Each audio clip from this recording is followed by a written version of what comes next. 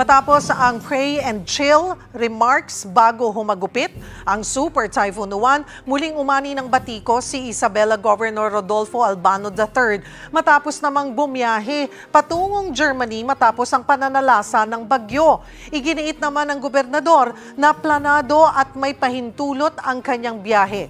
Kaugnay niyan, makakausap natin Isabela Governor Rodolfo Albano III. Magandang tanghali po, Gov. Magandang naman, Cheryl, ano? Trending ka po, Gov. Magandang sa lahat at tagapakinig mo ngayong araw na ito. Oo nga po, trending ka, Gov. Nasaan na po ba kayo ngayon? Nandito pa rin sa Germany. Okay. Hello? Okay, Gov. Maaari po bang linawin kung ano talaga yung layunin nga po ng inyong biyahe sa Germany at bakit itinuloy ito kahit paparating ang Super Typhoon Uwan? Kailan ho ba kayo umalis at kailan din ang balik sa bansa? Ganito, no? Liwanagin natin para, alam mo kasi, yun nangyari sa atin, yung pag-interview natin, ang kinuha nyo lang yung huli. Yung chill. Opo. Tapos, hindi, pray, tapos chill. Pero kung tandaan mo, Cheryl, nag-uusap tayo, tinanong mo sa akin kung preparado kami sa Isabela. Yes. Opo. In-explain ko sa yung mabuti na preparado kami bago kami umalis. Opo, that's very Apat clear. na araw nga kami nag-drill. Ando dun nga kami, sabi ko nga sa iyo, yung mga drills namin at saka yung sa tsunami alert namin, ginawa na namin yan. Opo. Yung biyahe namin, yung biyahe ko, a month pa naaprubahan na yan. Kaya nung paalis kami, ang directive, inabot sa eroplano, nasa eroplano na kami, nung 9. Hindi na kami makabalik. Hindi naman taxi yung eroplano. Nasasabihin ko sa piloto, "Hoy pilot, pinababalik ako. Pwede mo ba ibalik sa Pilipinas itong ano na ito?" Hindi na namin nagawa 'yon. Pangalawa, kung akala nila naglalyamerda ako dito sa Germany ito, ito yung pinakamalaking agri-trade fair ng buong mundo.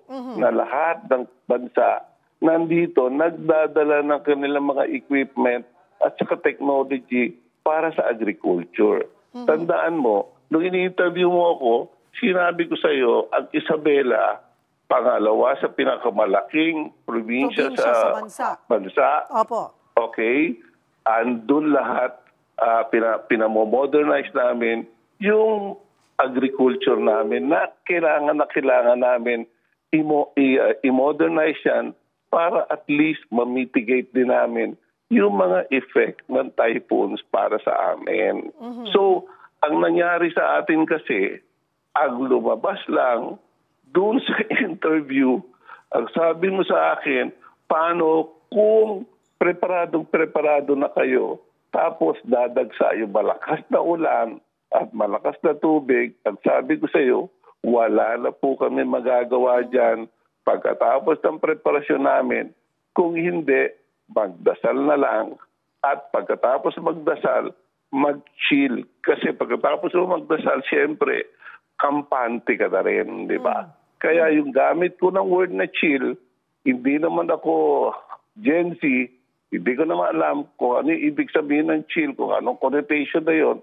Basta nung panahon namin, ang chill, relax, di ba? Yes, pero hindi ko sinasabing mag-chill ang aking mga kababayan at iwanan ko sila na hindi kami preparado. Kita ba yung nangyari sa Isabela? 0 casualty kami.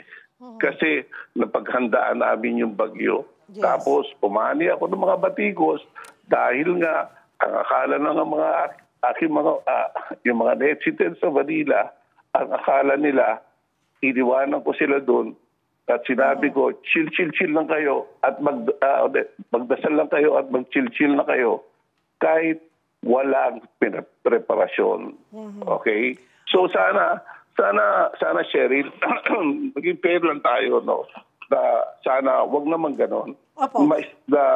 Ma-splice yung aking mga sinasabi.